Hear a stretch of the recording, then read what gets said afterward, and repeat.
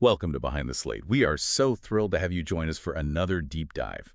This is where we really plunge headfirst into some compelling source material. We're here to extract those key insights, maybe some surprising facts, and, those aha moments you didn't see coming. I'm Jules Mercer. I'll be your guide through, well, the technical side of things, script writing, directing, all that good stuff. I get really enthusiastic about breaking down the complex bits. My motto. Okay, let's unpack this. And I'm Devon. I'm here to look at the emotional beats, the audience experience and those really intriguing what-if scenarios that make a story truly click. What's fascinating here is seeing how a script connects, not just with plot, but like with our deeper fears and curiosities. We have this dynamic, sort of a creative shorthand, I guess. We hope it makes you feel like you're right here with us, part of a lively, really passionate film club conversation. Absolutely. Couldn't have said it better. And today's mission, oh, it's a gripping one, trust me. Yep. We're unpacking a fantastic movie script that really caught our eye. It's a short film script called The Coming. Mm-hmm. Seriously, the moment we read this, it grabbed us. That unique blend of genres. Almost audacious, really. Mm-hmm. This is a masterclass in packing tension and narrative depth into a compact format. Shows you that short doesn't mean less impact. So this deep dive is tailored for you, our listener. Think of it as your shortcut to being, well, incredibly well-informed about this really intriguing piece of filmmaking. Almost like you've seen it already. The Coming is definitely a fascinating piece. Yeah. So for those of you listening who haven't read the script or maybe seen an early cut, let's give you a quick overview. Spoiler light, of course, just to set the stage. We meet John and Linda Gallup right away. They're newlyweds, seem to be on this perfect romantic getaway. They're heading to a small Texas town, Ponder and Justin, actually. The script specifies it, and that's where they filmed it, too, which kind of grounds it in reality, Yeah, that detail adds something. But, what starts as this picturesque trip, it unravels fast. Really fast. Their getaway gets violently disrupted by this unfolding, really mysterious event. It involves an alien life form. And this isn't your typical alien, this one. It consumes its prey. Doesn't just invade, it consumes. Mm-hmm. Which raises some pretty unsettling questions about what's left behind. Right off the bat, what hits you is that juxtaposition. It's almost jarring. You've got this beautiful, lighthearted romance, and then bam, impending dread. The script absolutely nails it. And the way it blends genres, that's one of its biggest strengths. It's not just for show. It drives the tension. So you have the romance, obviously, John and Linda, their banter, those little intimate moments, like the just married sign on the truck. Yeah. Or that lake scene, the fondling. Bit awkward, but passionate. It all sets up their relationship. It feels real, fresh. You feel their connection, which, of course, makes the horror hit so much harder later on. It's not just random people. It's them. Exactly. And that's what gets under your skin. What's fascinating here is how seamlessly the script weaves in that suspense. It's not about jump scares, not at first anyway. It's a real slow burn. Little hints of unknown threats. Subtle stuff. Like Linda's hand twitching while she's still in bed. Seems so minor, but looking back it screams something's wrong. Totally. Or the gas station clerk later. That vacant, hollowed-out look they mentioned. Chilling. These are quiet signals, almost subliminal, that build this pervasive unease. It kind of seeps in. It feels close to home, Like the horror isn't some big monster, but something corrupting the everyday. And then, it delivers on the title. It fully embraces the alien horror, the reveal of the alien presence, its implications. It's the payoff for that slow burn. It's visceral. It transforms this honeymoon into this desperate fight against something otherworldly, something consuming. And I really appreciate how it echoes those classic sci-fi thrillers, the ones that built dread before throwing spectacle at you. Mm-hmm. Like Alien in that confined space or Invasion of the Body Snatchers, that fear of the familiar becoming alien. The Coming has that same vibe, the mundane world twisting from within. Yeah, it makes the dread so much more potent than just shock value. It subverts normalcy. And somehow the script keeps this engaging, cinematic, almost playful tone even as things get really tense. That's a tricky balance. There really is. The humor, the banter between John and Linda, it doesn't kill the tension. It actually, I think, amps it up. It makes their relationship feel real and precious. So the threat against them feels more personal to you, the listener, more terrifying. This isn't just random victims. It's about love being shattered, maybe consumed by something unthinkable. It makes you ask, what if the person you loved just wasn't them anymore? Okay, let's unpack this scene by scene, because the way it builds tension is just masterful. The opening. Yeah. It immediately sets this unique tone, designed to disarm you, then unsettle you. We fade in, close-up shots, slowly moving up a hill, dramatic music playing. Your expectation based on horror tropes is, boom, something big, ominous, Uh-huh. a monster reveal, right? Right. You brace yourself. But then, nope, the script just cuts that expectation right off. And what you get is so jarringly mundane. John and Linda's bedroom, alarm clock blaring, iPhone, just waking up sounds. That sharp shift from this almost epic shot to this intimate, normal bedroom scene, brilliant. It totally lulls you into a false sense of security. It makes you drop your guard. Exactly. It's a technical trick, subverting expectations. It hooks you. Yeah. And it makes the subtle horror creepier because you thought everything was normal. So John, early 30s, slim guy, he gets up, checks his phone, turns on the TV. Linda, described as a blonde next door type, she's still cozy in bed. And just in the background, almost like white noise, this newsfeed starts. Rebecca Trumbull, that's Liza Wilk, reporting on a strange illness spreading fast. Small town north of Dallas. She interviews Dr. Friedman, director of CDC. Michael Green plays him.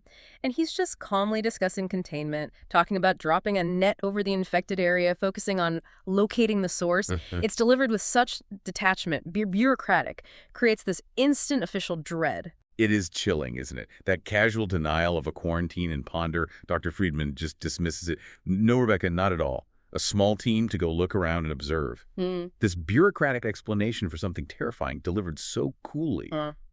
It's incredibly effective. Yeah, it makes you feel helpless. Like there's this huge impersonal force at play, too big and indifferent for individuals. And while this is happening, the camera subtly pans to Linda, still in bed, and that's when you see it. Her hand slightly twitches. Ah, yes, the quish. Just a tiny detail, but it signals something's wrong. A glitch in the matrix, kind of.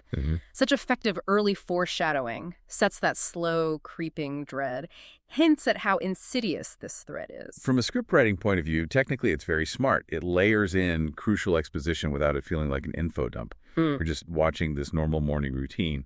But the unsettling news is there, kind of contaminating the scene. You get vital info naturally, almost subconsciously, builds tension through contrast.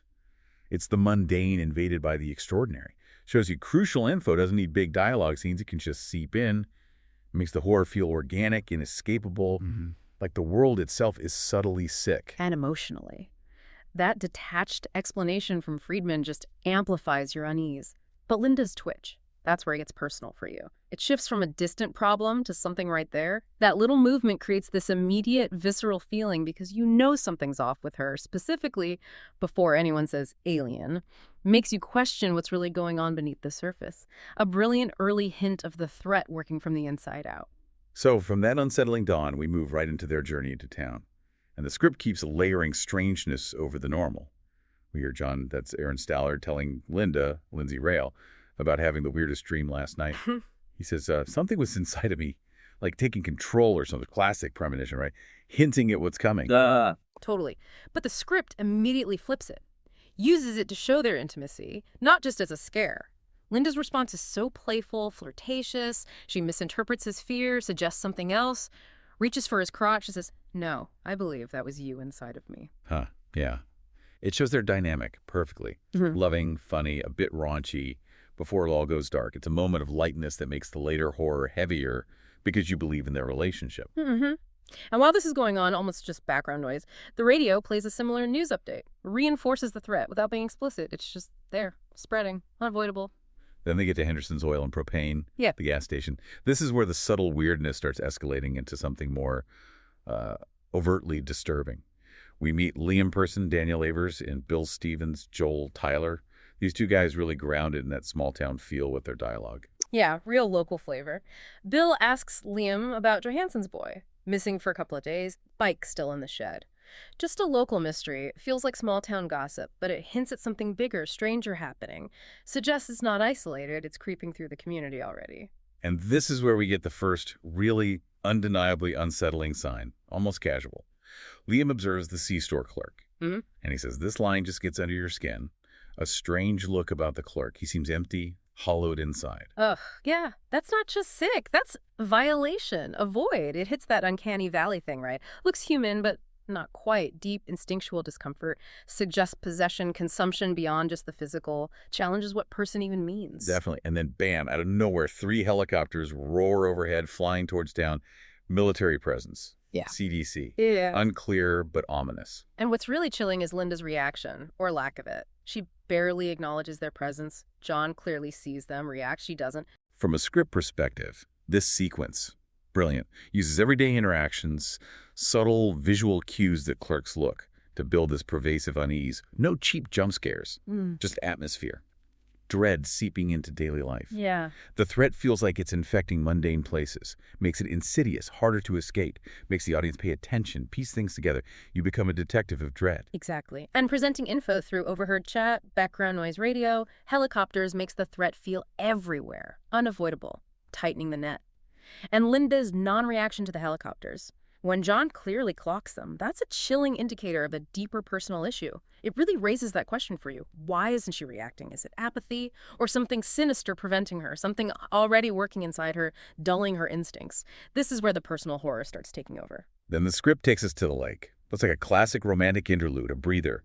John and Linda, playful, intimate, kissing, fondling. Makes you feel comfortable, maybe a bit sweet before it just yanks the rug out. Weaves in another layer of subtle horror. Oh, it really does, with startling effectiveness. What's fascinating here is John's prank. He pulls Linda under the water, violently, twice.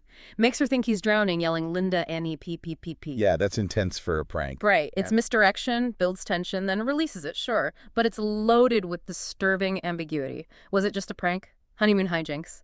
Yeah. Or something else? A hint that something is inside him, like his dreams suggested, influencing him, making him capable of that aggression. The script just plants those seeds of doubt, makes you question everything. That ambiguity is incredibly powerful.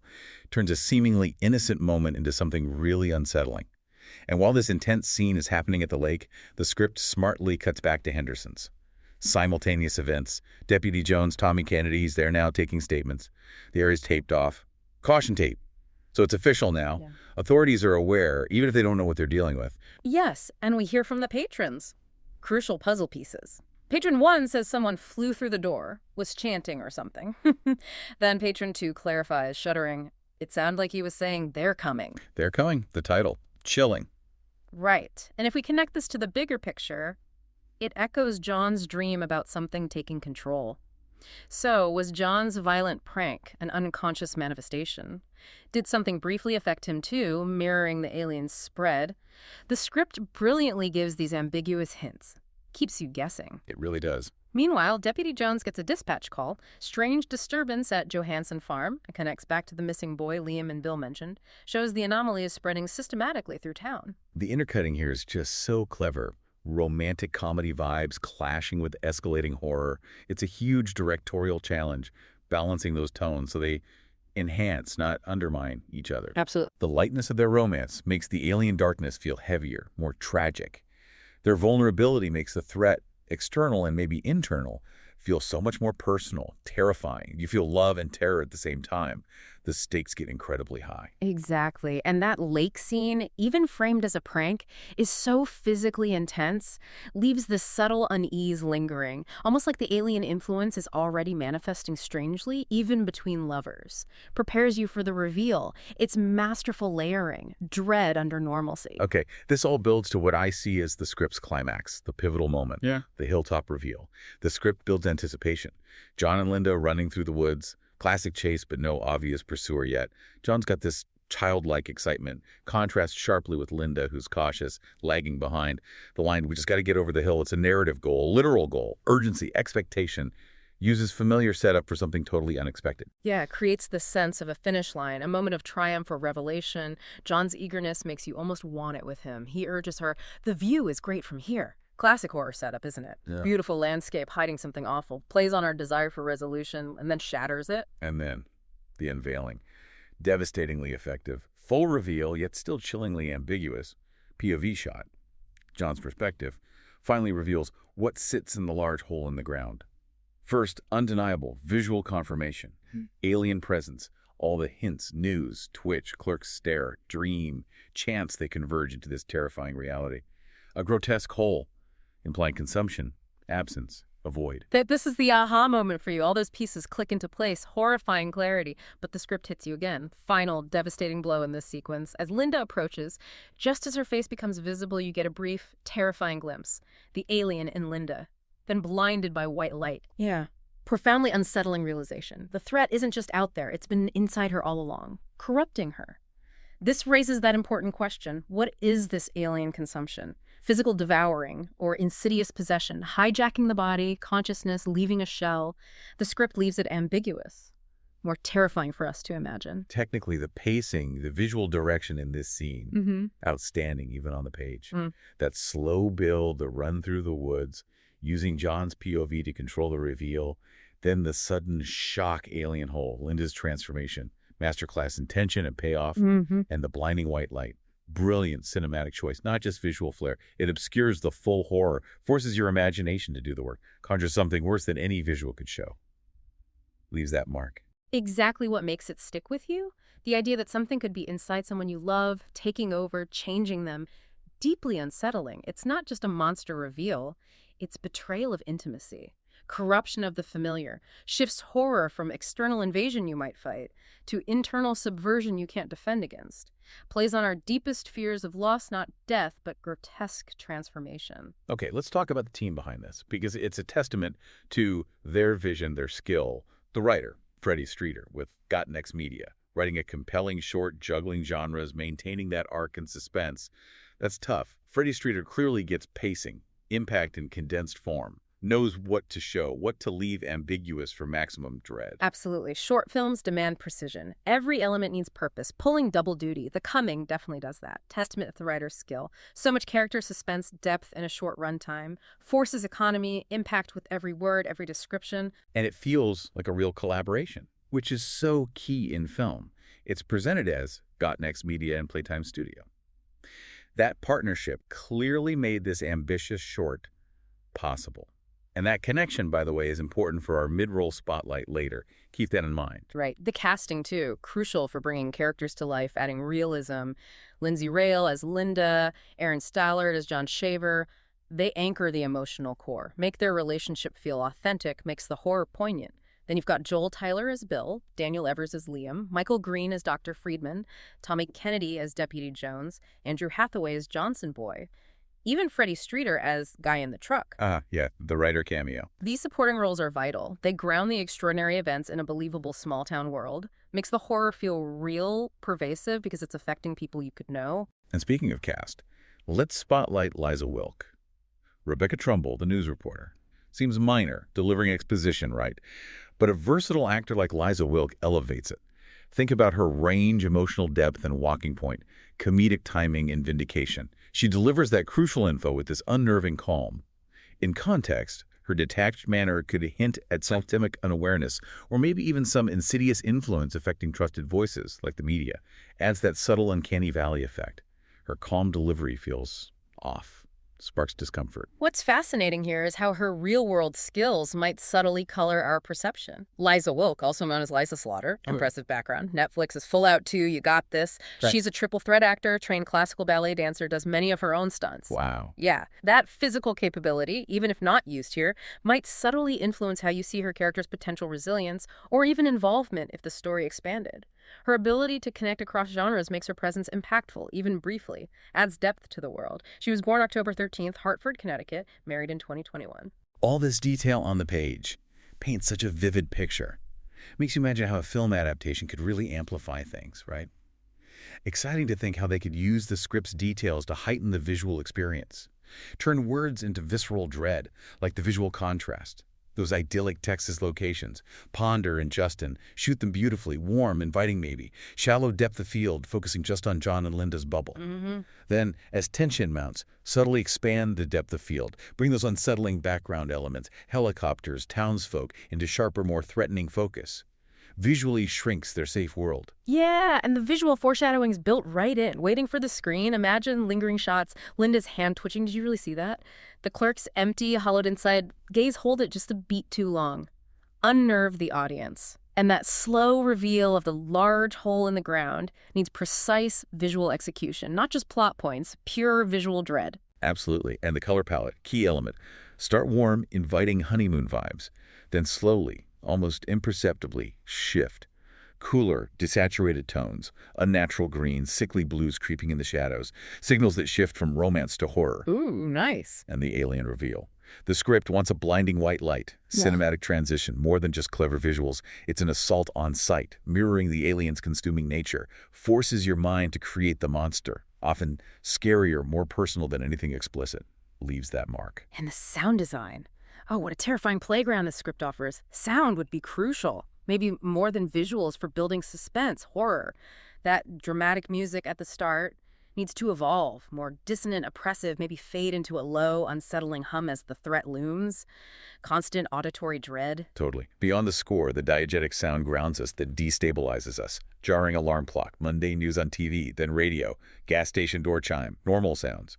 But then as horror grows, maybe distort them, warp them, give them sinister undertones, subtly signal the world's corruption. A normal sound becomes a trigger. Exactly. Environmental sounds too, critical for unease. That distant rumbling, then the roar of helicopters, growing from faint hum to oppressive roar, symbolizes tightening grip, spreading infection. Yeah. The lake splashing, playful at first. Then when John pulls Linda under, maybe it sounds more guttural, disturbing. Oh, good point. And this raises an important question. How could the absence of sound or distorted sounds amplify horror, especially after the white light? Imagine sudden, deafening silence, disorientation, or familiar ambient noise replaced by something alien, unsettling. And the voice work. Fascinating. Yeah. The patrons describing, chanting. How do you make that genuinely unsettling? Right. Guttural, distorted human, alien whispers, human speech, Right. but just wrong. The technical precision needed? Weaving audio elements, layering, distorting, juxtaposing for maximum psychological impact, guarding perception, emotion, it would be immense. The psychological effect of sound is profound. What you hear is often scarier than what you see. Imagination fills the gaps. This script gives so many chances for sound to carry emotional weight, amplify horror without cheap visuals. Chanting, voice shifts, sudden silence, deeper, more enduring dread than visuals often manage, taps into primal fears. Okay, let's turn to the ending. Always a talking point, right? Especially with shorts. Script ends with Linda, presumably alien Linda, walking down the highway, bikini, hitchhiking. Yeah. A random guy pulls over, offers a ride, says almost innocently, "It ain't safe out here all by your lonesome." Fade to black. Classic debate here. Ambiguity versus clarity. For horror, sci-fi shorts, ambiguity can be incredibly powerful, leaves you with questions, forces your imagination to fill in terrifying blanks, enhances psychological horror, Definitely. implies the threat's ongoing, insurmountable maybe, not just Ponder, Texas, spreading unnoticed, chilling final thought. Directorially, there's an art to knowing when to leave them wanting more versus needing resolution. For a short like The Coming, that lingering dread, that uncertainty, often serves the story better than a neat ending, extends the impact, makes it resonate after credits roll, turns story into feeling, a haunting question. But if adapted to a feature, a more definitive ending might satisfy some viewers differently, closure maybe, or setting up a sequel revealing alien motives, origins. If we connect this to the bigger picture, clearer goals could open up a franchise, or a deeper theme about invasion. What's fascinating here is how much audience preference varies. Some crave answers, completion, others thrive on the unknown, find horror in the unresolved. This script makes a bold choice, keep the door wide open. Emphasize the pervasive, unseen threat. Before we wrap this deep dive, it's really important to acknowledge the collaboration behind scripts like this. It's essential. Right. Playtime Studio, who partnered with Got Media on The Coming, they're dedicated to bringing unique, compelling stories to the screen. Their collaboration here really underscores that commitment, pushing boundaries, delivering impactful narratives. And speaking of impactful narratives, we wanted to mention a powerful book. Resonates with themes we often discuss, those hidden battles. We're talking about New and Can Hear the War by Jason Wright. It's available at www.lulu.com/spotlight/Jason Wright writes. This book tells the poignant story of the Raider's father, his Agent Orange exposure, the development of PTSD in older veterans. Much like The Coming, explores an insidious internal threat. Jason Wright's book brings awareness to invisible wounds of war, battles fought long after the gunfire stops, inside people we love. The book's mission is vital, awareness for these critical issues. And most importantly, ensuring those who need help know they are not alone in this fight. A powerful testament to hidden struggles, bringing quiet suffering into the light. And we are back. Okay, my final take on The Coming. I just have to say, this script. Masterclass in smart storytelling, effective genre blending. As I was digging deeper, here's where it gets really interesting. It takes these incredibly everyday scenarios, honeymoon, gas station, hike with R, and meticulously builds extraordinary tension and horror, never relies on cheap tricks. Right. The way it layers info, uses subtle cues, hand twitch, vacant stare shifts genre from romance to suspense to horror without losing its identity. Truly special. As a short film, it has all the ingredients. Powerful, memorable, could be a festival favorite, leave audiences profoundly unsettled. And my so what summary. What does this all mean for you? Well, The Coming goes beyond typical alien horror, makes the threat insidious, deeply personal, explores that terrifying idea. Invasion isn't just spaceships. It's something consuming, corrupting, taking over people we love, making them unrecognizable shells. The genre blend tender romance to psychological suspense to visceral horror amplifies the impact, makes you feel the loss, the fear, emotionally. It's a chilling reminder. The scariest monsters might be the ones we can't see operating from within, turning the familiar into the profoundly alien. Thank you so much for joining us on this deep dive into The Coming. It's been a fascinating journey, compelling script, using subtlety, suggestion as its most potent weapons. We hope you've gained some surprising insights, maybe a new appreciation for cinematic storytelling nuances, how much can be conveyed with careful scripting, layered meaning. And as we leave you today, here's a provocative thought to mull over. In a world where threats can hide in plain sight, creeping into mundane moments, even within those we love, how well do we really know what's coming next? We encourage you to reflect on the script's chilling themes, and if you get the chance, seek out the short film. Until next time, keep digging deeper into the stories that stick with you.